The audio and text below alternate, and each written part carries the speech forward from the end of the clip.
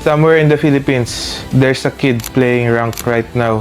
Maybe we don't know their name yet, but that's exactly how every champion starts.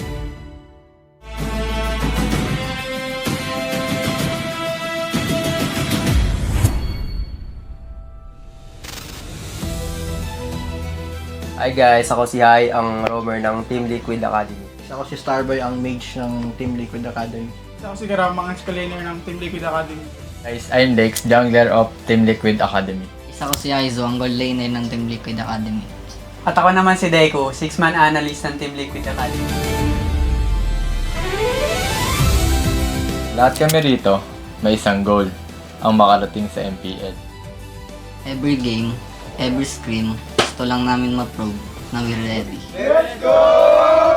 Pag nanonood ng MPL ang mga fans, ang nakikita nila ay yung mga players on stage. But what they don't see is everything that happens before that. Yung hours of practice, coaching, and yung players, grinding every day for one opportunity. That's what Team Liquid Academy is built for. Mechanics are important, but what we're really developing is decision-making, communication, and consistency. That's what prepares players for the next level. Ganito rin nagsimula yung journey ko eh. From amateur scene to MDL. Hanggang sa yun, nabigyan ako ng opportunity na makapaglaro sa MPL. Hindi siya overnight na nangyari. Pinaghirapan ko talaga. Para sa akin, kailangan versatile ka sa laro. Tapos, yun, masipag. Tapos, kaya mo gawin lahat. Parang do whatever it takes ka, ganun.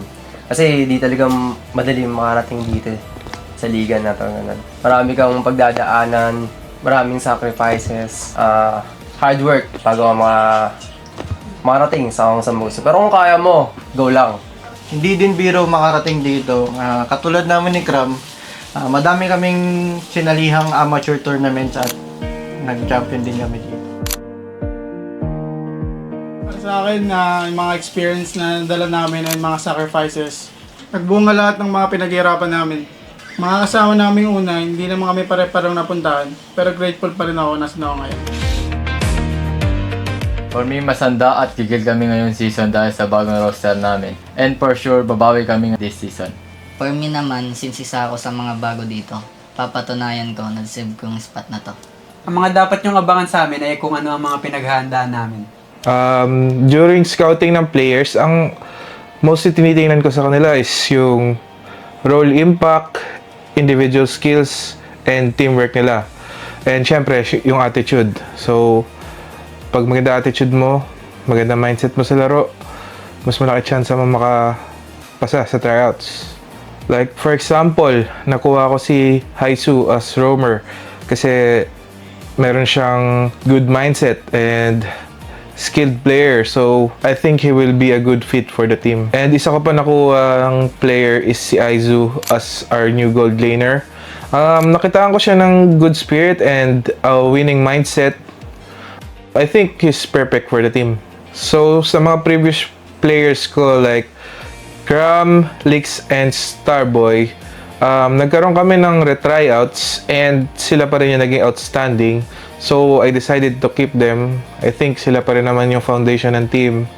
So, that's why sila pa rin yung napili. And I truly see potential in all of them. Kapag ang player katulad ni Teddy nakapasok sa main roster, it shows the system works. Pero naghahanda na kami in case isa sa amin ang tawaging next. The pipeline never stops. Lahat nagsisimula sa phone, sa rank games, sa training, at sa community tournaments. With Game Zone 199, every opportunity starts with staying connected.